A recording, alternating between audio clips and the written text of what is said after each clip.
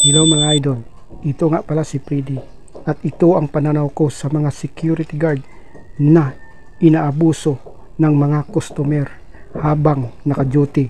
Mga idol, kung train guard ka, dapat alam mo na proteksyonan ang sarili mo laban sa mga abusado at siraulong mga customer.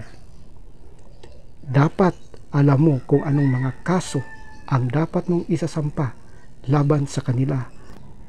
Kaya kapag tinatarantado ka ng isang customer, ay maaari mo siyang balikan at sampahan ng unjust vexation kapag intentional na inaasar ka o binivisit ka.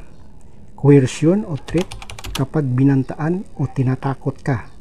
Slander by deeds kapag sinampal na ang intensyon ay ipapahiya ka. Physical injury kapag ang intensyon ay hindi lamang ipapahiya ka, kundi saktan ka. Kapag nakakaranas ka ng ganito, lalo na nagkaroon ng sugat, gasgas at pasa ang iyong katawan, ay maaari kang magpamedikal, then pumunta sa police station, gumawa ng complaint affidavit with supporting evidence, at pumunta sa prosecutor's office o sa court as the case may be para maghabla.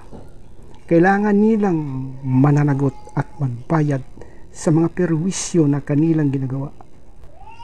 Lagi nating tandaan na sa mata ng Diyos, sa mata ng tao, ang gwardya at mga customer o anumang katayuan mo sa lipunan, tayo ay pantay-pantay. Kung nagustuhan mo ang video ito, please follow, like, and share. Thank you.